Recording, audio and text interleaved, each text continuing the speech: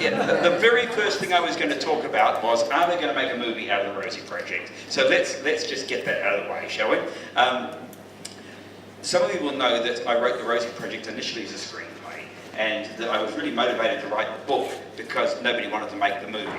And the reason nobody wanted to make the movie was not just because of any strengths or weaknesses in it. No matter how good it was, the attitude was, we don't want to take the risk with an unknown writer when we can take a book off the shelf that sold 1 million copies, adapt it as a movie, and know there's 1 million people out there who are going to roll up and want to see this movie, potential audience. So how can you go wrong? So if you go to the movies these days, most of what you see will be adaptations of books, typically best-selling books. So I went back to the drawing board, enrolled in the course in novel writing instead of the screenwriting course, and rewrote the Rosie Project as a novel, and off it took. And it had as well as being successful in its own right, which was fantastic, it had the original desired effect, which was that Sony Pictures, once Simon & Schuster bid a decent amount of money for the book, it came up on Sony Pictures' radar, a lot of other radars, but Sony Pictures eventually acquired the rights, and since then we've had top draw producers, top first level directors, rewriters, there's always going to be rewriters associated with it, and then the directors went off to do the new Spider-Man movie, and the writers went off to do Me Before You, and then Jennifer Lawrence said, I want to play Rosie, and suddenly everything was happening, and Richard Linklater said, I want to direct Rosie, and then our potential Rosie, Jennifer Lawrence, said, disputes over money and so forth. She dropped out. Richard Linklater said, I want to direct Jennifer Lawrence, so he dropped out. And then we had Ryan Reynolds interested, so that was all getting exciting, and a British director associated. And then Ryan Reynolds' wife got pregnant, she dropped out. And then came August of this year, the option expired. And I said to Sony, or my agent said to Sony, well, and they said, oh yeah, we want to make this movie. We will make this movie in the next 12 months, so give us an 18-month option. To which our answer was, how about a 12-month option? Oh, all right. So they have a 12-month option. They tell us they'll make it in the next 9 months now. It won't happen. It's Hollywood. Hollywood is a roller coaster. And what I've learned is it's better to watch the roller coaster than it is to ride it. Watch somebody else throw up, fall off or whatever, and just, I come from a management career, you learn, don't get worried about stuff you can't control or influence. So I can't control or influence them. That is, it's on the back burner. One day I hope I'm going to get an email that says, green light, this thing is going with all the big stars and so forth. But until that time, I write novels. And I've written 2 3/4 novels in the time that I've been waiting for Sony to do something. So if it happens, it's fantastic. There is nothing better than a 1.5-hour advertisement for your book, as well as seeing what somebody else will do with it on the screen. So both of those work. But now, please welcome Susan Kirilik to introduce me.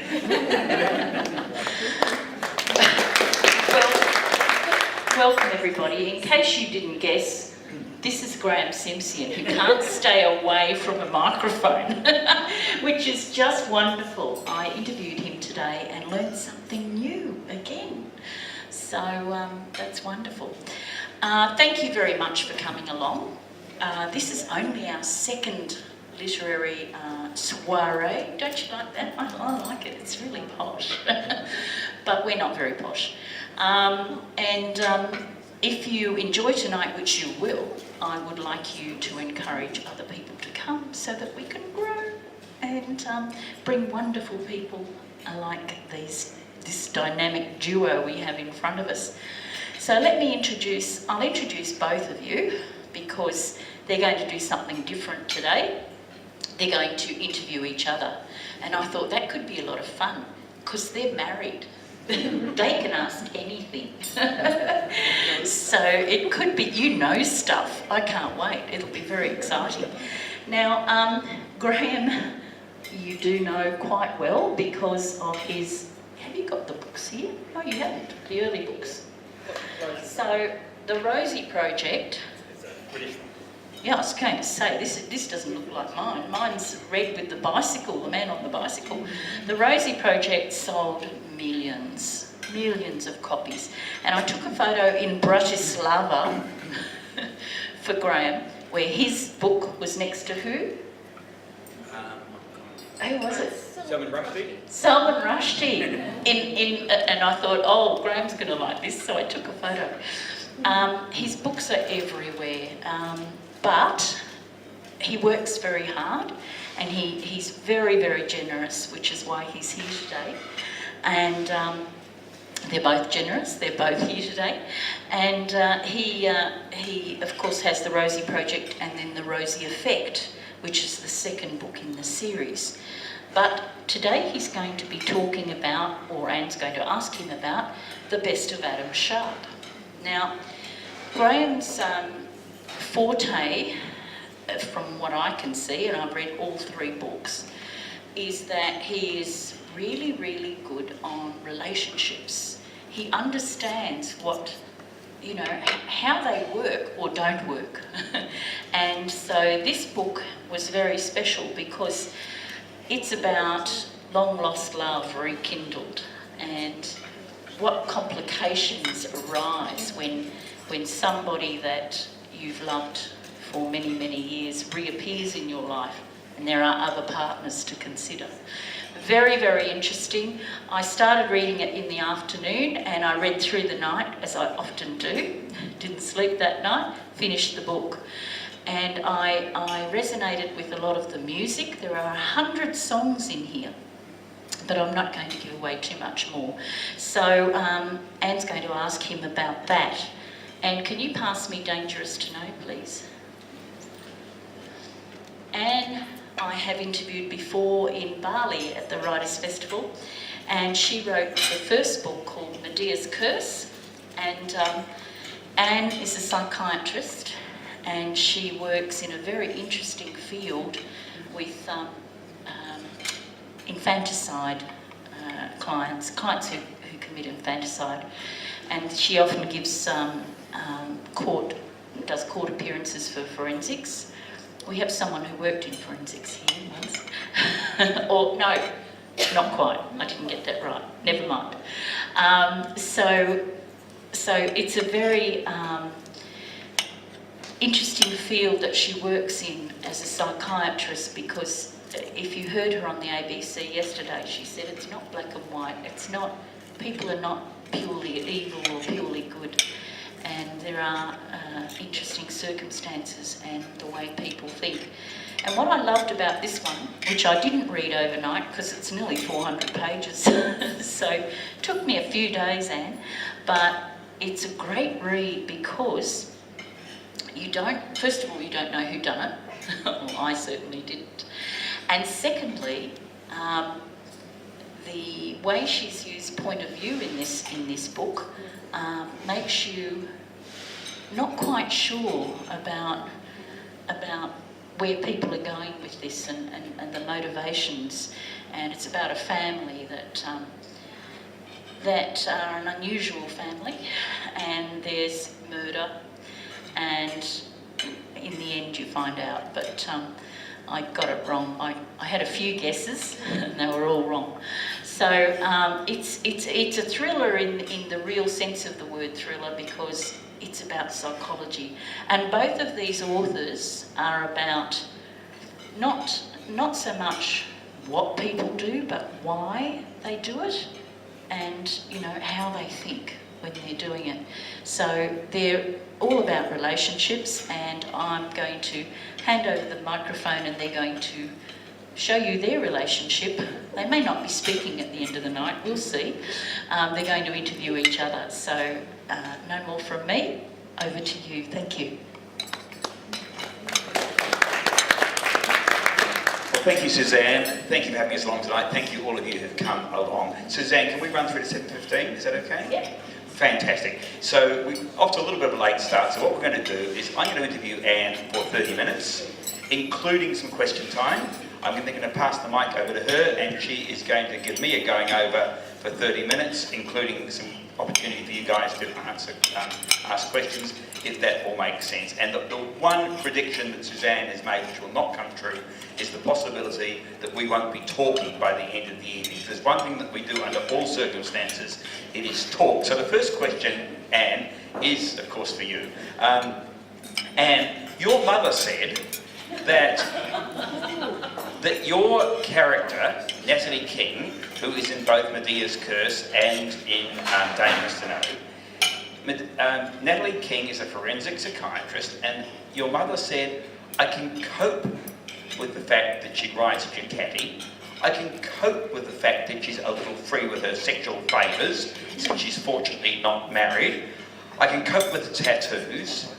But did you have to make her mad? Because Natalie has got bipolar disorder, what we used to know as in manic depression. And Anne's mother said, when I go to a psychiatrist, I don't want somebody who's as mad as I am or on medication. So I'm going to ask you this question, Anne. Why on earth did you give Natalie King bipolar disorder?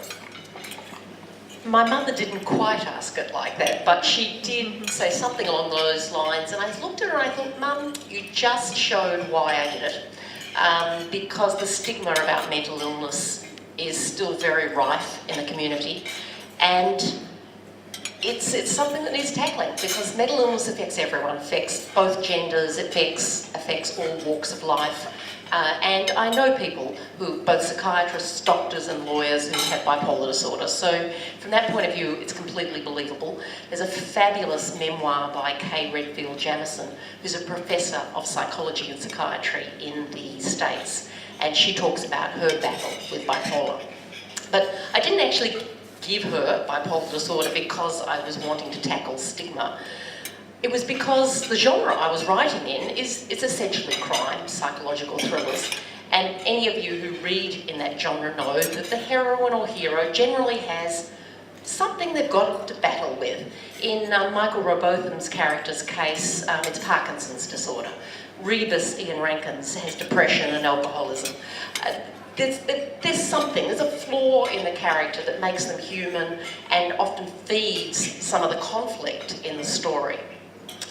So Natalie, when I first wrote her, had an amputation. She didn't have a leg. She'd been in a motorbike accident, which she's still been in, but I put her leg back when I realised I know nothing about amputees.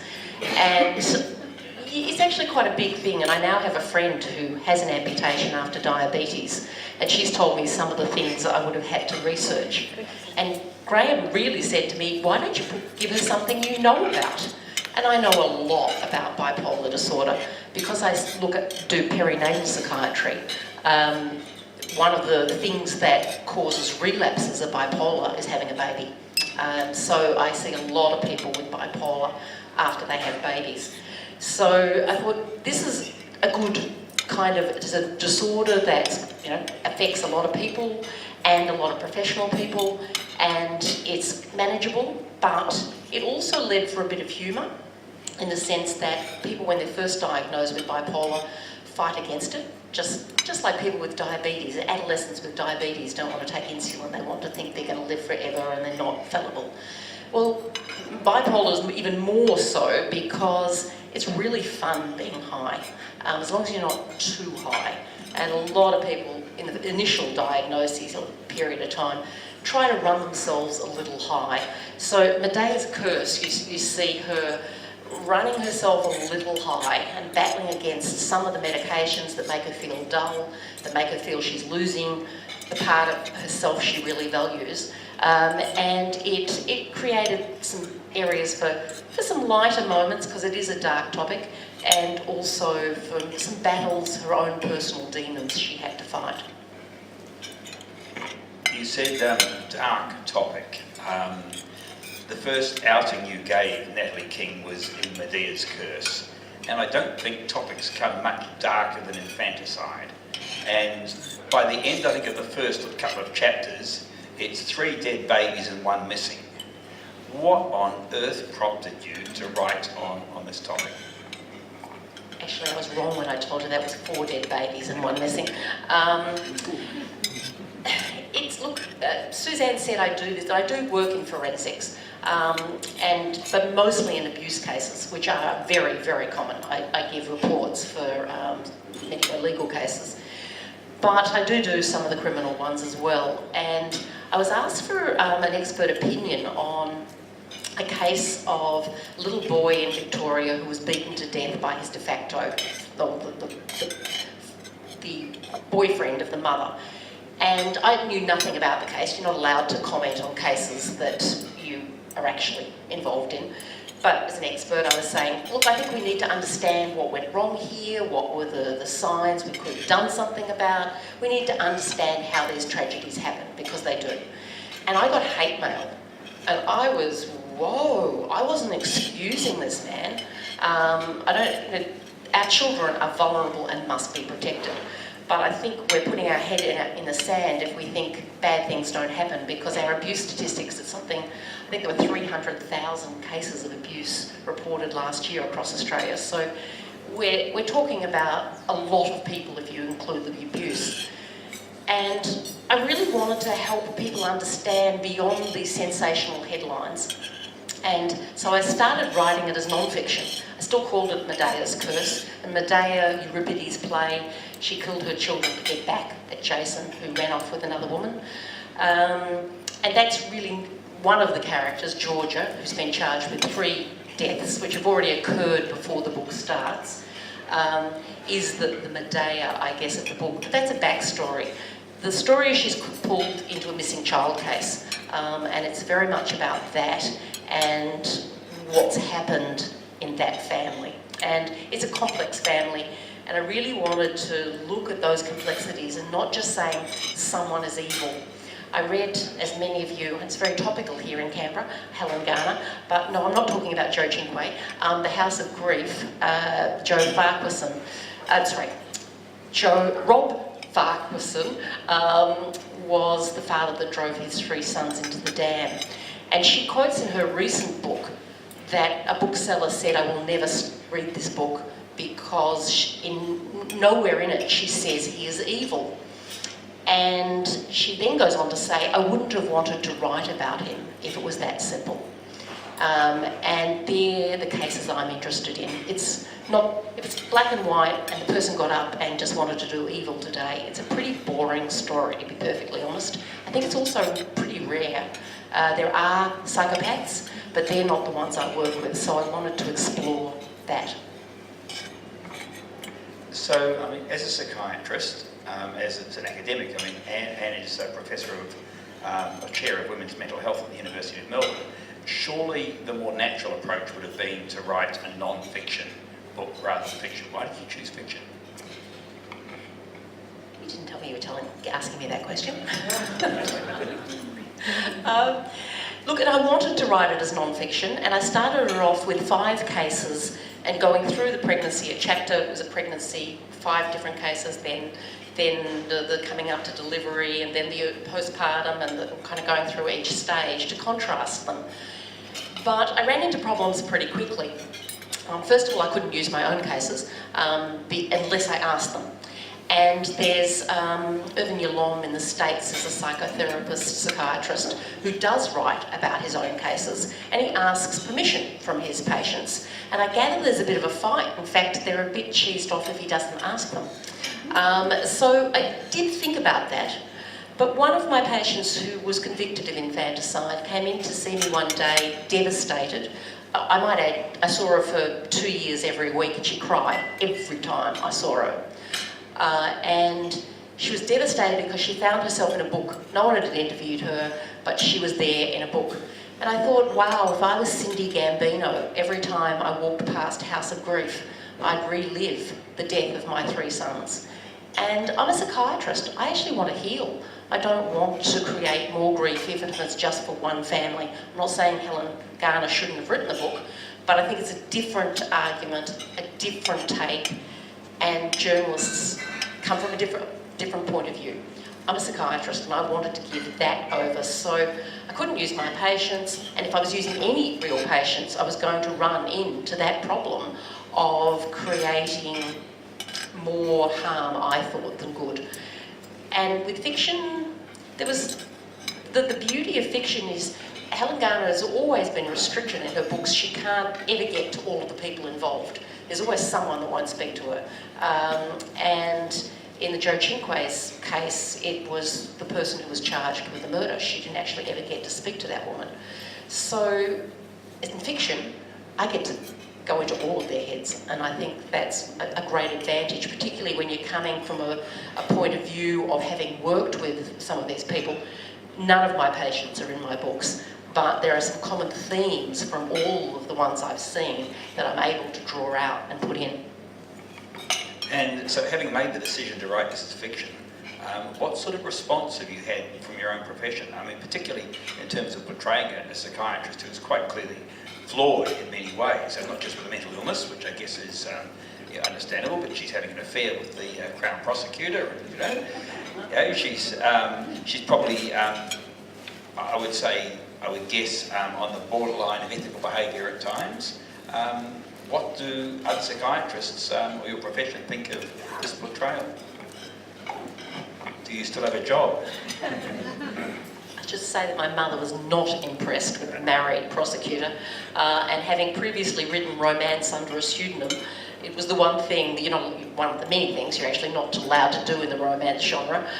Your heroes have to be noble, and I really wanted to have a flawed hero as well. And single women do have affairs with married men, and I'm not suggesting it's a great idea. In fact, quite possibly things go fairly badly wrong for her, but it happens, and that's again the sort of psychology that I wanted to explore, not to say it was a good thing, but to look at why these things happen.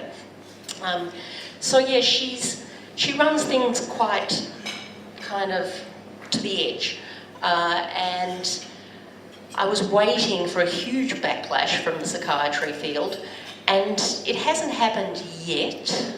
It may still. One of the reasons I don't think it's happened is because the feedback I have had is everyone's a bit scared of me. I'm a professor. I have a lot of initials against my name, and it's kind of like, actually, I can show you virtually a real case of virtually everything that's in that book almost, and they know that too. What I really wanted to do is make a character that, her illness put her in some jeopardy with that, but she always has her patients first. She's very passionate about her patients, and I guess I share that with her. But her judgment, when she's not taking her meds, is under question. There is a moral centre in this book, which is her supervisor. The College of Psychiatrists have put her under a supervisor that keeps her in check. So Declan is the stable kind of influence in the book, and he's heavily inspired by a real person who knows he heavily inspired this character. And he said to me after reading Medea's Curse, Declan can't ever do anything wrong. And I've played with that a little bit in Dangerous to Know. He doesn't do anything wrong, but in Dangerous to Know, he knows things that he can't tell Natalie and wants to. And this puts him into a bind. It's an ethical bind, that he has privileged information that he can't share with her. And she thinks she's pretty special to him, and she is. We all have special patients, special supervisees, but he's pretty ethical. But he's pushed as well, and I think that makes things so much more interesting if you start exploring some of that. Which brings us to... No, there's one more. I just found a review that Ian Freckleton did of the book. He actually did it about a year ago. Ian Freckleton is a QC. He loved Natalie, though he did suggest that perhaps some of her behaviour was a bit debatable, but he was really cheesed off about the lawyer. Well, yeah. That's so you've given us a little bit of a segue into Dangerous to Know. We didn't practice this. We really didn't. But you've given us a segue into Dangerous to Know. This is Natalie King's second outing, and you've gone for a more conventional story this time. There's no dead babies, at least at the beginning of the book. So what's it about? So Natalie has bipolar, and for those of you who don't know much about bipolar, yes, it has bi in it, and it's the old manic depression. So she kind of, in this book, she tends towards the mania, and I wanted to show that it's not all mania. In fact, most people with bipolar spend a lot more time depressed than they do high. So in between books, she's been very depressed, like very depressed. So we start this with her coming out of the depression, and she's kind of battling. She's not depressed in this, but she's kind of coming out of that and trying to regain herself and regain trust in herself. So that's where she's coming. But to do that, Declan has told her she needs to have a quieter lifestyle. So she moves from inner city Melbourne to the coast, and she's going to do some really low-key research. And I think this kind of sort of summarises the sort of premise is psychiatrist Natalie King's supervisor, this is the research supervisor, also a psychiatrist, needs her help. But is it to get over the death of his first pregnant wife or plan the murder of his second? Lovely. Where did you get that idea? Many, many years ago, there was an article in the newspaper, and I've heard lots of other writers have the same inspiration. And it was about a doctor who'd had 2 wives, pregnant, die, and he was under suspicion. I have no idea who he was. He was never charged as far as I'm aware. I have no idea what killed his wives, but it just planted a seed. Okay, is that enough intro to do a reading? She said, I think so, without a microphone. Okay, so find a spot, find your spot, which you have presumably prepared in advance, but I have not heard this particular reading. And, okay, this is Anne reading from Dangerous to Know. Do you know anything? Look, it's... no, not really. Apart from Frank is her supervisor, so he's a psychiatrist, he's an associate professor, and he's mainly a research psychiatrist, but does some clinical work, and he's in her house currently. Her house is in Separation Creek. It's a real house, and for those of you who remember the news, it's where the fires went through. This was written before the fires went through, and this particular house is owned by a girlfriend, and I wrote part of it there. It's a beautiful house, just as described, and it survived the fires. So the house is still there. I'm going to stand up for this one. I know he likes to do this too. Have the police been difficult? Natalie sat down on the chair beside him. Outside it was dark. She could hear the waves in the distance, the soft, regular sounds of the night when the wind wasn't creating havoc in the national park behind the house. They're just doing their job. They sat in silence for a while. She said quietly, "Do you want to talk about what happened?" He nodded, though she wasn't sure he had heard her. His mind seemed to have tuned into some inner torment, the one she wanted to access. It was an accident. Natalie didn't respond. She tucked her feet up underneath her. Frank finally looked at her. "Do you believe me?" An interesting question. How to answer. It wasn't so different from being with a patient, managing the balance of interest and reserve. But Frank wasn't her patient, and he might have murdered his wife. Right now, it was hard to believe he was anything more than a grieving husband who needed a friend. "I guess you must be feeling that no one does," she said. "I understand if you don't," he said, not fooled by her sidestep. "Tell me what happened." "I dreamt last night of my father's funeral. I hadn't had the dream for months, but I suppose it's been triggered. All this death." He put his head in his hands. "You were young when your dad died, weren't you?" Frank nodded. "So tell me about him." Natalie walked over to the stove to tip the pasta into the boiling water. "It might take your mind off things. 5 words or phrases to describe your relationship with him." "Wendell?" Frank frowned. 5 words? He didn't appear to know the adult attachment interview. But then he was a biological researcher, not an attachment theorist. A small advantage. "Yes, just first random ones that come into your mind." Frank shrugged. Looked like for a moment he would resist, but she stood watching and waiting, and he finally replied, long enough to have considered his answers, but not long enough to have worked out what she was really after.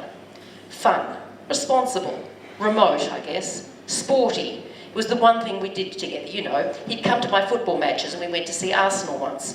Was that 4? Disappointing." There was the sense Frank was going to say something more, then stopped. Had he been her patient, she would have waited him out, but the polite smile suggested she was close to losing him. Fun. How come dads get to be fun? Did you know that's how their children bond to them? When they play with them? Natalie had turned away, stirring the pasta, before putting the lid on and turning it down. She let him relax again as she pulled out two bowls before she asked, "In what way responsible?" There was the only briefest pause. British thing, oldest son and so forth. Was this the moment? Natalie took a breath. She sat down on the sofa next to him, knees to her chest. How did he die? He must have been young. Was he sick? Frank stared out of the window. Car accident. That must have been awful. At least if he's sick, you get some warning. Natalie felt genuine sorrow for him. He'd had a lot of losses. She wondered if, rather than adding up, they multiplied. Was anyone else? Was it just him? No, said Frank. He ran into another car after going through a red light. He was drunk. Shit. Natalie leaned forward and put her hand on his. I'm so sorry. Her head turned slowly, eyes glistening with tears meeting hers. He was on his way home from seeing my mother. Marla had just been born. I was with him in the car. I escaped without so much as a scratch.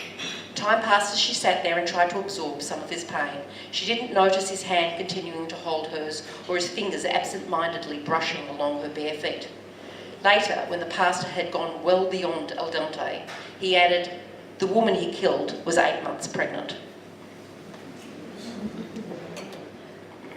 Okay, I mean, the thing that fascinates me most about that passage is that Natalie says at the beginning, well, he's not a patient. But she slips very quickly into psychiatrist mode, and surely there must be a whole bunch of boundary issues. This is her supervisor, her boss, who she's getting psychotherapy for. Presumably, to informally or formally, is she bound by ethical issues? I mean, if he tells her that he is going to kill someone, or if he tells her he has killed someone, is there any boundaries here? Does this go on? And she's still seeing Declan, the real supervisor, the one that keeps an eye on her. And they explore this, what are her duties to Frank versus her patients. And it's very clear, if our patients say they're about to kill someone, we're on the phone. There is no confidentiality issues, you don't stand a chance in court. On the other hand, you tell us you did kill someone, we are not bound to tell anyone. We're probably covered if we do, but we're not committed to do so. But they're not in a patient-doctor relationship, and it's a peer review. It has different rules, different responsibilities, but certainly we're all bound, and I think all of us here are bound. If we hear that someone's going to kill someone, we have a moral duty, if nothing else. All right, well, look, we've got about 7 or 8 minutes left, and I think it might be fun to throw it over to the audience for questions, if people have questions of Anne. If you can't come up with anything, I'm sure I can, but how about you guys? Any questions for Anne? I'm going to walk around with a mic, if you don't mind, and we'll just sit around with it. Thanks. Thanks, Anne. You sound like you're incredibly busy with lots of different hats that you wear.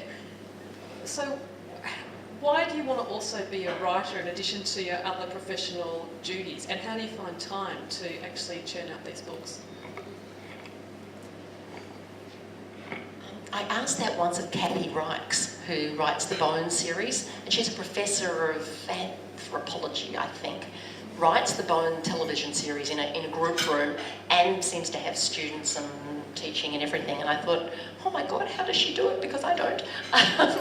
So 5 years ago, oh no, it's longer than that now, isn't it? 6 years ago, we had a year off. We did long service leave and a sabbatical.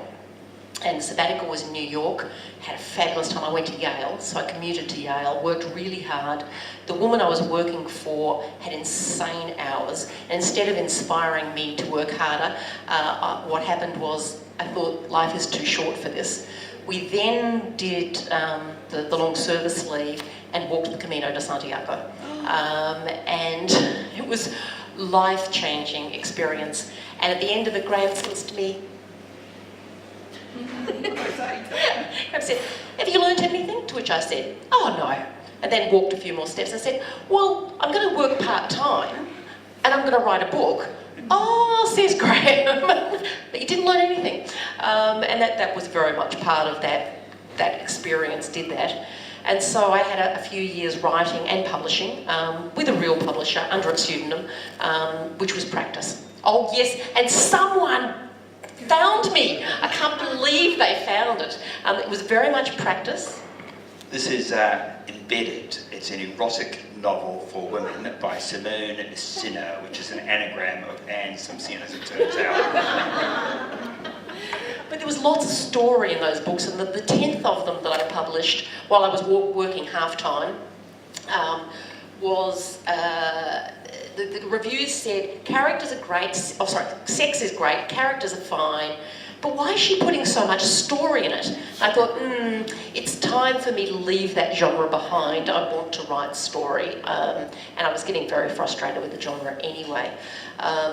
But then again, we had yet another, we walked the Camino again this year. And it was not so much that I'd already decided I had to cut back down again. So I have this great job where I can work, I have to average a day a year. But I can do a day a week, a day a week, but I do it in blocks. So over Christmas I'll be working 3 or 4 days a week, but I've just had 3 months off. So it works really well. It means you can, and I really love the psychiatry still. It gives me lots of material as well. Not that the patients are in the book, but it's the inspiration for topics and themes. Okay, more. Colin. What do your 2 children think about the novels, and particularly the erotic ones? And do they say, "Is that really you, Mum?" Our daughter actually did the proofreading for them, except she skipped the sex. And she was not really impressed. But she quite liked the stories. But as I say, I think I've come a long way since then.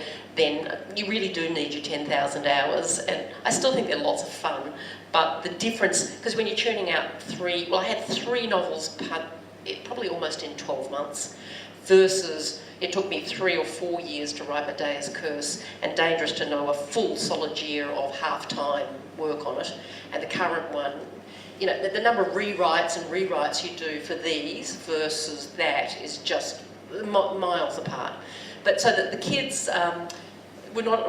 Well, the comment about the Rosie Project was, "This is better than we expected, Dad." The sex, yeah, we're happy you're writing these now, Mum. I think one last one from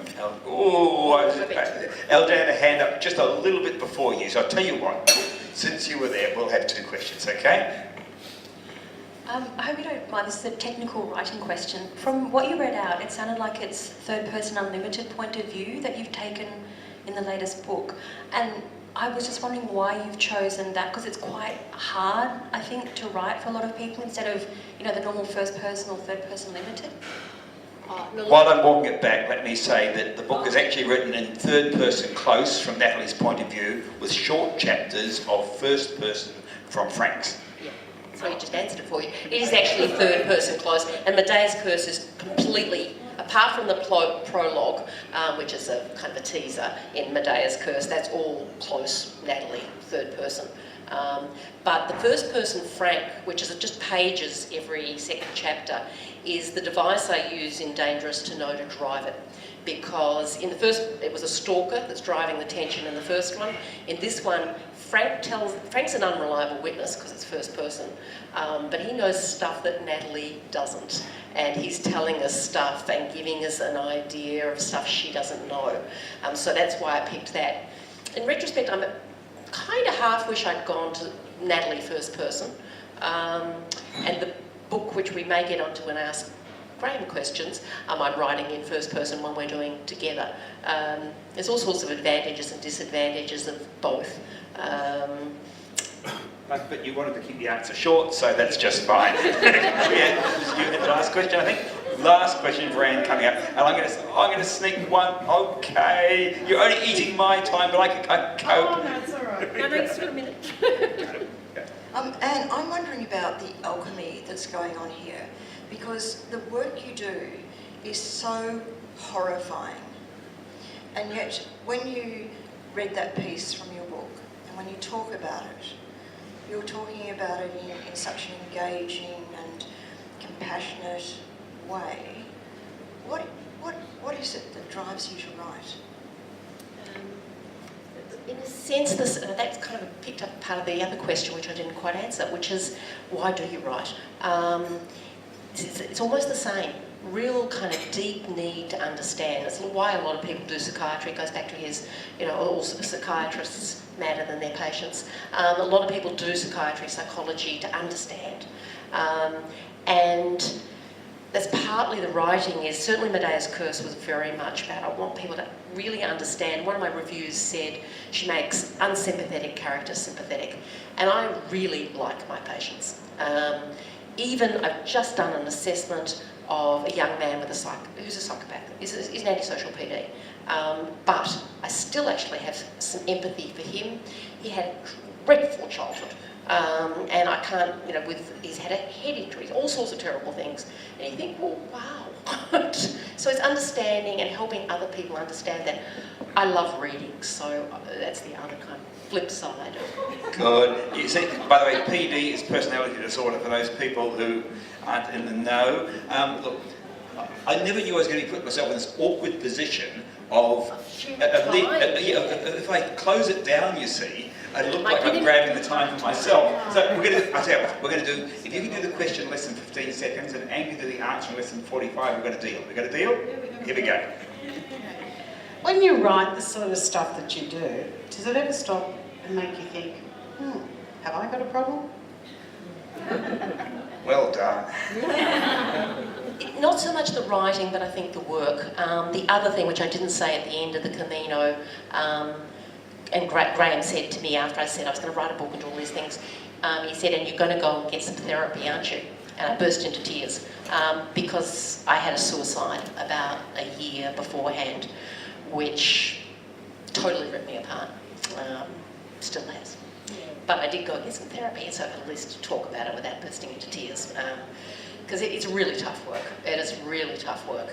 And in many ways, I see these people after the bad stuff has happened, so I don't feel responsible. For suicide, I felt responsible, and that's the difference. I know you've got to do all that, but nevertheless, you thought, could I have done something different? Whereas all these cases, it's already happened before they're with me. And that said, I've got to do recommendations for the Children's Court for who this child should go to. And I do get anxious with that, but it's a weighing up of, and someone's got to do it. Okay, now I have and I'm going, as a psychiatrist, I don't think I should sit on the couch with who I'm interviewing, and I think he should lay down. That's pretty good. No, it's not going to work. Okay, all right, well, I'm still going to do it slightly psychiatry mode. So, what would you like to tell us about? Being an empathetic character, what I wanted to tell you about was how we go with the movie, because that seems to be what everybody wants to know, which I did at the beginning, so I've done that. But look, if there was anything I wanted to share at the moment, it would probably be, the thing that's bugging me most at the moment, is that the rod I've made to my own back. That when people approach my latest book, The Best of Adam Sharp, they do so very firmly with the Rosie Project. And I say the Rosie Project more so than the Rosie Effect in mind. It would probably be helpful if they were thinking of the Rosie Effect. But the Rosie Project is very clearly a romantic comedy. It is structured as such, it follows the rules of romantic comedy, which I might add is a film genre, very few romantic comedy books. There's Bridget Jones's Diary, there's Edition by Tony Jordan, and you start to run out of them pretty quickly after that. But they've read the Rosie Project, they hopefully like it, they say it's a romantic comedy, and they come at The Best of Adam Sharp expecting a romantic comedy. And it should have a thing on the front saying, warning, not romantic comedy. Every review I've read starts off, and will even criticise that way, saying, Adam Sharp is a romantic comedy, but it's not that funny. By the way, romantic comedies are not necessarily funny. Sleepless in Seattle's not funny and hugely successful. But just to say, just wipe the slate, pick it up as a book. And the frustration for me is I think that today we expect writers to deliver within a genre or even within a series. If you're a Lee Child fan, that means you like Jack Reacher, and Jack Reacher number 24 is going to be pretty similar to Jack Reacher number 23. If If you like number 23 and the first 22, you're going to like 24. You know what you're getting. You've signed up to that series. Harry, It's only up to 21. yeah, whatever. Harry Potter, whatever. I mean, if you compare J.K. Rowling, the biggest author in the world, pretty much. If you compare her success with her books outside the Harry Potter series, fine, because she's got this enormous reputation, but just not comparable. Whereas with literary fiction, and I go back to, I used to read John Fowles, and The Collector. Nobody says the French lieutenant's woman let us down because there's no psychopath in it. There's no crazy guy collecting women or anything like that. So why are we reading this? They say he's allowed to write whatever he likes, pretty much. Philip Roth, you use another example. People don't say, you read American Pastoral. Where's the Jewish comedy of Portnoy's Complaint that we came to know and love? So I guess the thing that's occupying me a little bit at the moment is a number of people who cannot help but compare a book to the Rosie Project when it's not actually all that comparable. And by the way, there are people who like it a lot more, which is nice. So let's get on to the Best of Adam Sharp. The Best of Adam Sharp is about a love affair rekindled after 20 or so years. So I wonder if this represents some sort of unfulfilled desire, something I don't know about? Yeah, there's this girl I never told you about, and in front of an audience tonight, I'm going to tell you I've been carrying a candle for all these years. In fact, the motivation for the book was Anne's ex-lover. Okay, so what it was that before I first started dating Anne, she was seeing another guy, and I met him a couple of times, and we hated each other with a passion. 28 years ago we're talking. Okay, 28 years ago, Anne's reminded me. And we didn't get on particularly well, but for fairly obvious reasons. And things worked out as they did, and Anne and I got married and so forth. But she stayed in touch with him as friends. He was living in Manchester. We're living in Melbourne. What could possibly go wrong? So we're on holiday in France, and she gets an email from him saying he's split up with his wife. And she says to me, "Oh, the poor guy, he needs someone to talk to," as psychiatrists say. And why did he come? How about he comes over and stays with us for a little while? I said, "I don't think so." and of course, Anne, here's the guilt. What if? I mean, where's the brotherhood here? What about this guy? He's got no one to talk to. All right. I said, 3 nights, and on the phone. Oh, she said, he arrives Thursday, leaves next Wednesday.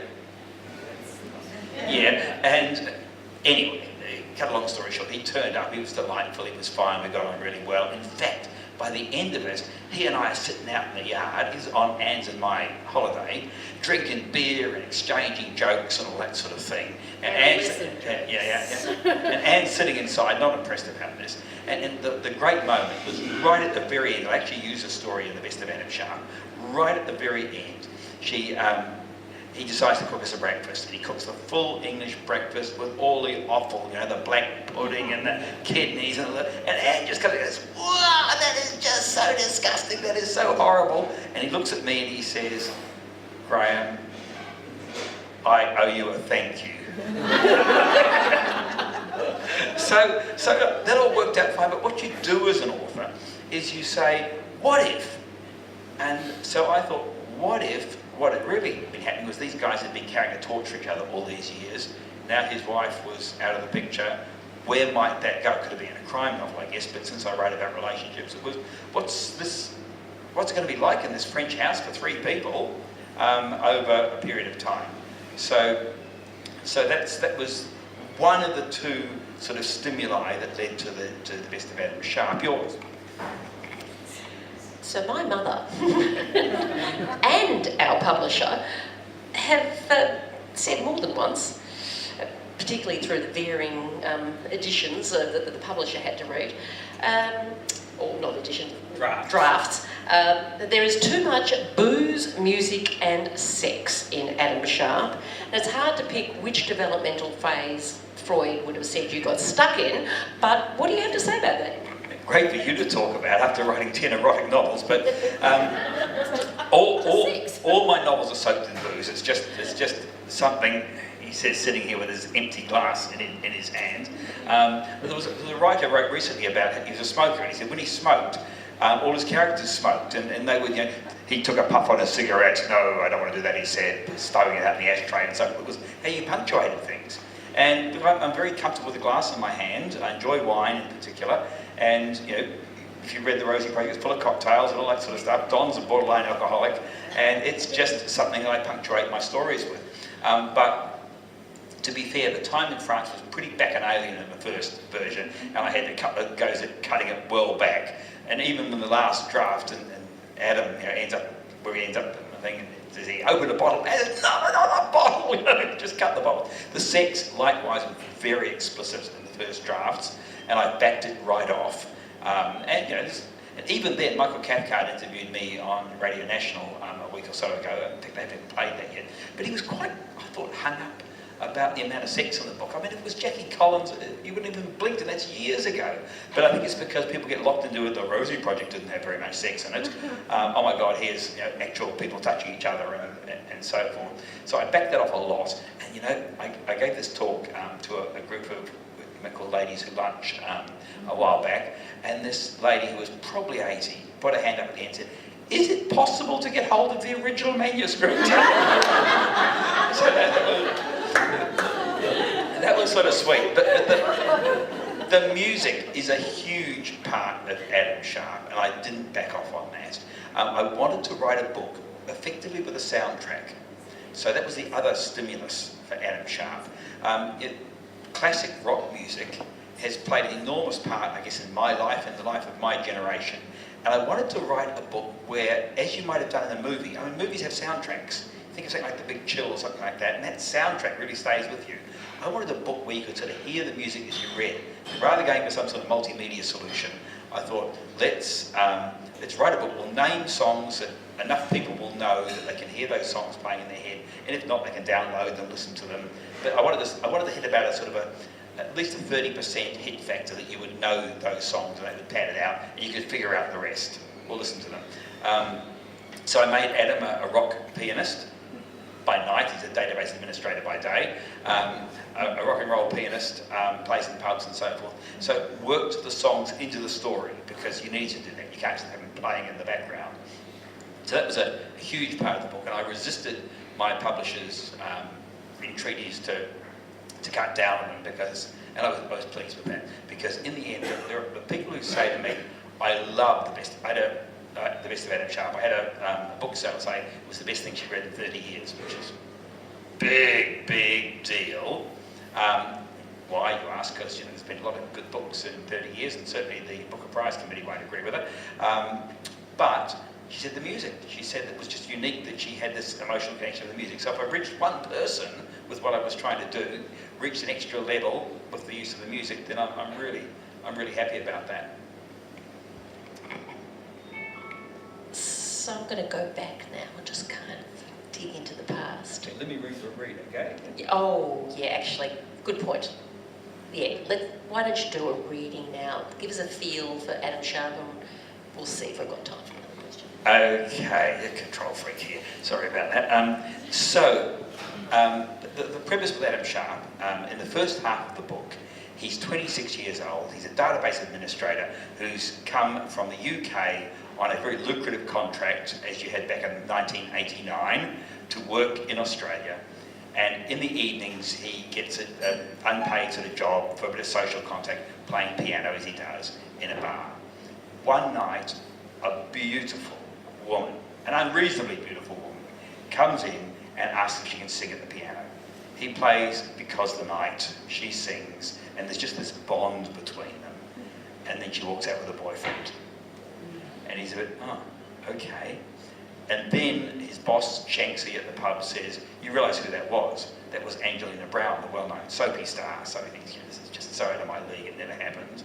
And he'll never see her again. And he invites out a girl from work because he's finally starting to get a life again, and it's stimulated to start dating. So here we go.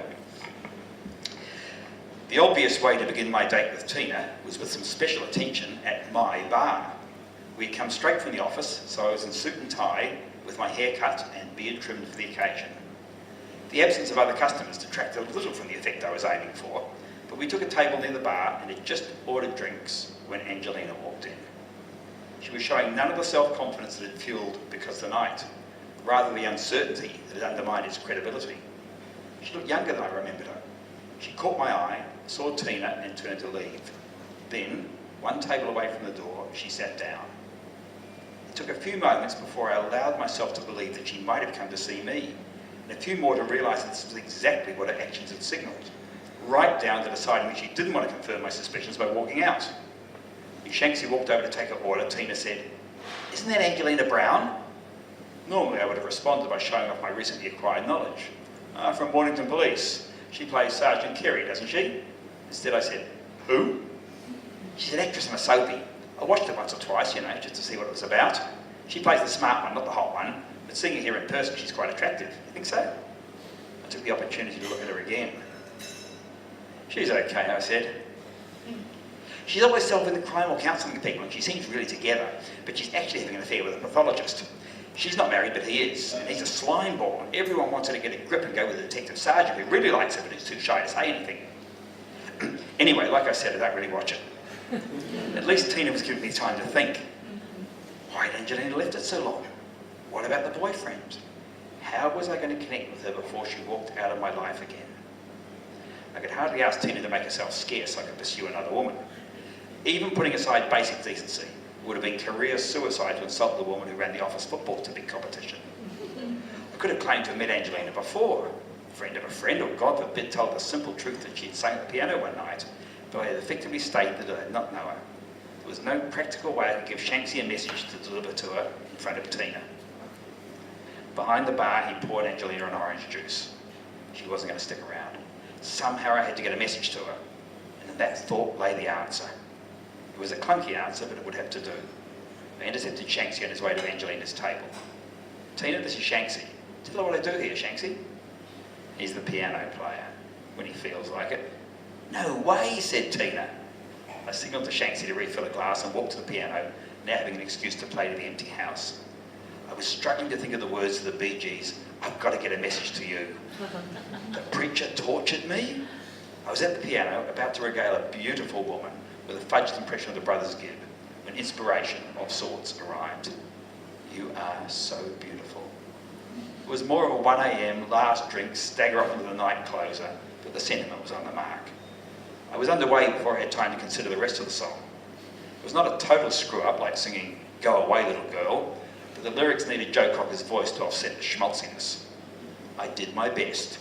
I tried to keep looking towards Tina rather than Angelina, singing about a woman being everything I'd hoped for, the joy and happiness she brought me, a gift from heaven. And then I realised that Angelina might think I was singing it for my date. So as I growled the last drawn out, "To me," feeling a complete idiot, I turned to Angelina and gave her what I hoped was a meaningful look. She was laughing. I went back to my table and could tell something was wrong. Surely one look had not given me away. I'd focused on Tina for most of the song. That turned out to be the problem and the solution. "Adam, that was lovely," she said, "but wow, just a bit heavy. I mean, we don't really know each other yet. I'm just getting over a relationship, but I'm more about, having a good time." Being taken to an empty bar and serenaded with a full-on love song at 6 p.m. was probably an unnerving start to a first date with a new guy in the office. "Hey," I said, "me too." "I wish that were true," said Tina, "but it's obvious you're looking for something more. Would you be really upset if we just called it a night now? I can get the tram and then it's like nothing happened." I began to stand, but Tina stopped me. "It's okay, we can finish our drinks. You seem like a really sensitive person." And just wasn't what I was expecting, after the way you are at work. No offence. While Tina finished her drink, Angelina walked to the bar, settled her account, and disappeared down the stairs. Naturally, it will turn around. So I'm going to do one last question and then we'll open it up to you all. So, left, right, a deductible holiday, and what's that about? Okay, so the what's next, very quick one, because I didn't get a chance to ask Anne this. So actually, Anne, before we go, what's next for Natalie? So Natalie's got Natalie 3 coming out hopefully next year, called This I Would Kill For. And it's in the final phase at the moment, and that will complete her arc. I'm not going to kill her off, so I may write another one at some stage, but it will at least complete her personal arc. Okay, so the book that I'm working on at the moment is a collaborative effort with Anne. Just take into account, she's also writing This I Would Kill For. She's also got this job, and things like that. And I'm the full-time writer, but never mind. I can only work on one book at a time, and half a book, in fact. So Anne and I are working on a collaborative effort called Left Right. Anne mentioned that we'd walked the Camino de Santiago together, and we had the idea, after the first walk, of writing a romantic comedy set in the Camino, mature age people, a man and a woman walking for quite different reasons. She would be a recent widow walking for spiritual reasons to reconnect with the universe after a terrible tragedy, and he would be a bitter divorcee, a Pom, walking for commercial reasons, testing out a cart he'd invented that you might pull instead of carrying a backpack, so a sort of quixotic mission. And alternate chapters. Anne writes the female, I write the male, keeping it simple. And it would be the story. So we've actually completed a draft of that, sent it out to people, and that will hopefully, Left Right being the working title, that will hopefully be published around September of next year, so keeping the flow going. Does it have lots of sex in it? Does it have lots of... Well, you know what, it's got less sex in it than it had the first time around. We're sort of learning. So, no, I'm sorry about that, but if you'd like us to write something really erotic at some stage, maybe we can get down and do that before we get too old. But so that's the current project, and I was working on that as recently as a couple of hours ago. So that's what we're doing. So look, I've got the microphone in my hand. Anne's only going to say any questions for Graeme, so I'll say any questions for Graeme. You can do it by yourself. With your first book, did you have a strategy in terms of getting it published? Did I have a strategy for the Rosie project in terms of getting it published? Yes, but it's not something you should try at home. I was completely ignorant, so my strategy was uninformed and not the right way to go about it. I sent it off to several publishers, slush piles, so unsolicited manuscript, and then I got this massive stroke of luck. I entered it for the Premier's Literary Award for an unpublished manuscript in the hope that it would be read. I had no tabs on myself getting a literary award, but I hoped would be that one of the judges would read it and say, you know what, Fred down the corner at Popular Publishing might want to do this. In fact, it got shortlisted. And that was the absolute breakthrough. At that point, I got back to all of the publishers who I'd sent to say, hey, the book I sent you, you got shortlisted. And most of them, I think there were 3 of them, 2 out of the 3 said, oh, yeah, and 2 more came on board and the game was on. So that was how it went. And then you won it. Yeah, I won that award eventually, but the big moment was actually, the big moment, I was asked today, Suzanne for a podcast asked me was there any single moment that was the moment in my career? Unquestionably, taking the call that said you've been shortlisted for the Premier's Literary Award. In fact, give a slightly longer answer. A few years ago, Helen Garner spoke at the inaugural, I think it was, award at the Stella Prize, and she talked about the agony of being shortlisted and not winning. And I spoke at the Premier's Literary Award the following year to sort of pass the baton and talked about the opposite, if you like, and just how important being shortlisted or even being highly commended, because that was the moment that I knew that I could play in this game, that I was written something that somebody thought was worthwhile, and I thought, well, I can go from there. And it's so important when you are a new writer, you don't know if you're any good. You don't know if your stuff reads like a real book at all. And you need someone to give you that feedback who isn't being paid to do it by you, but someone who's relatively independent. And that's just it was such a big kick. I thought, I can do it. You can break it down. So he's going to let me do it.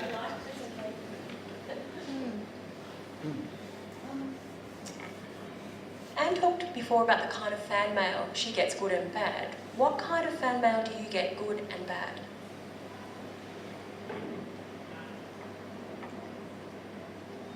Actual people writing to me, I've had nothing much yet on Adam Sharp. But I scan Goodreads reviews. I just skim them to get a sense of what people are saying, and the reviews count in some sense is a form of fan mail, if you like. And well, it depends. It's not always fan. The people who love Adam Sharp are the ones. The love level is with the music. always. That I really like, and maybe like it better than the Rosie books, is around the psychology of the interactions and so forth. The don't like almost always start off with, I love the Rosie project, but, and who are looking for something different. So that's interesting. I got an enormous amount of mail with the Rosie books, and the huge, and it was all about the autism.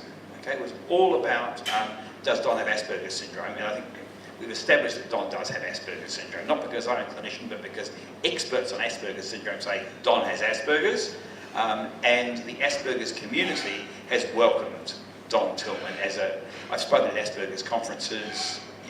By the way, I know that the term these days is autism, but in the UK in particular, they still hang on to the term Asperger's, and a lot of people who were originally diagnosed don't like the word autism and say, well, I'm a little different, I'm in a subcategory here, thank you very much. But it has been overwhelmingly positive. I was very nervous about it, that I'd be seen as stereotyping, parodying and so on. Overwhelmingly positive. I've had maybe 3 negative emails saying it's a stereotypical or unhelpful representation of autism, and none of those have been from people with autism. They've been from people who are quite removed from it, in fact. So I haven't had anyone say, my son has autism and you've got it wrong. On an informal basis, the people who don't like it are the people who don't really, I think, the problems with the word autism. You say, I've got a kid who can't look after themselves in the most basic of ways, has no speech, needs constant attention and care and so on. They are not like Don Tillman. You'll make it too easy by making Don Tillman who he is. And I say that's a problem of categorisation. I'm not pretending that Don Tillman was that your kid suddenly subject to a miracle. I'm suggesting there's a range of people, and this person fits within that range. I mean, if you want to talk about in terms of disability, Don's a guy with a limp versus somebody who's quadriplegic. It's a completely different thing.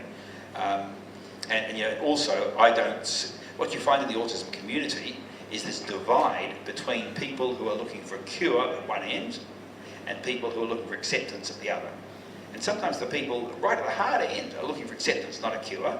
And sometimes people at the really soft end, if you like, who are, you would say, just slightly differently abled and very talented in some way, want a cure. I mean, it's not uniform across it, but obviously it's a trend. We've got time for one more, maybe. Or we've just got time for you to rush and buy a book. Yeah, well, the bookstore is going to have books. They stay open for us. I would point out that December starts tomorrow, and we know what happens in December. Signed books, especially for overseas people, the spiel. Okay. There might have been another question. Lena, you better have a question. We'll do one each, eh? Yeah. Okay, well, Anne, you mentioned how your children appreciate the fact that you're no longer writing erotic fiction. And Graeme, you went the other way. How are the children reacting to that? To my non-erotic fiction, look, the kids both really enjoyed the Rosie Project and the Rosie Effect as much as they do. They enjoyed Harry Potter more, okay? But less so The Best of Adam Sharp, and I think 2 things. One is they know the music. I tested the music with the millennials, and they know it too because their parents played it. But don't expect to be emotionally moved by the music your parents listen to. So that's the first thing. And secondly, really Adam Sharp, one of the important themes in it is the difference between romantic love and companionate or long-term love. The love that you have after 20 years of marriage versus the love that you have after 20 minutes of meeting somebody. They're or 20 days. Whatever. And this is something that the kids in their late teens or early 20s don't want to confront. They don't want to talk about what it's like when a marriage starts to die and what you have to do to keep it alive. They want to think that love, romantic love, will go on forever. And that's the conceit of romantic writing, that you reach a peak and they all stayed there, happily ever after. And I'm really interested in exploring, because it's important to most of us, what happens after that peak and how you keep something that might be as good as or better than what you had at that moment. But kids who are about romantic love do not want to read that. And there's a scene in The Best of Adam Sharp, which my daughter didn't even get as far as, which was fortunate. There is one transgressive scene. Sexually transgressive, in case you were wondering. Last one. I just wanted to know if your Aspergic character was based on someone you know. none of my characters, almost none of them, okay, are based on someone I know, but many of them are inspired by one or more people that I know. So Don Tillman has a bit of a number of people I met. There are stories in there that happened to him that have happened to several people. One of the problems you have with readers is that they're, oh my God, you've got him scoring a try against the All Blacks. I know who you're thinking about. Oh my God, Charlie is Peter. Oh! But of course it's just one incident I've taken out of Peter's life and given to the character Charlie. But there was one particular friend who particularly inspired the very first incarnation of Don Tillman in my first draft of what I called the Clara Project. And it was called things before that. But over 5 years, that story changed really completely. But I did dedicate the book to him and his wife. He has a tremendously courageous story, particularly in terms of the care he's given to his wife who has a long-term disability. And I think the fact that I admire this man so much translated onto the page in the Rosie Project. It meant I wasn't writing from a book of symptoms. I was writing from somebody I admire, cared about, who I'm going on a jog with on Friday morning. So who I'm still very much in touch with after 30 or so years.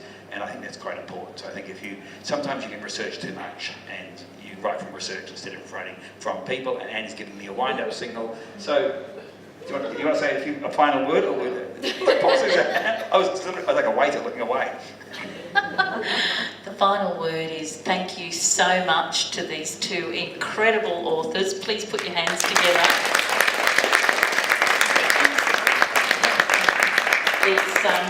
They're just a joy, and we're going to have them back once they've written that next book that they're writing together. I'm sure we'll have lots of questions about that one. And you already said there's book signings over there, so if you'd like to go over there, and I think there's a couch and a coffee table where you can do some book signings, that would be great. And I just want to thank everybody for coming, and as I said, this is our second, we run Tales After Dark, which is a storytelling for grown-ups, and that's a lot of fun. And you're now on the mailing list for that as well as this. Let me know if you've got a problem with that. But that means that when we run a Tales After Dark event, you'll get the invitation. And we're going to have more of these events because it's just such a joy to meet really, really highly skilled writers who keep us turning the pages. And we select our writers very, very carefully. So I hope some of you buy the books. I've read both of them. I can highly recommend both of them. And have a lovely rest of your evening. Thanks for coming. Bye.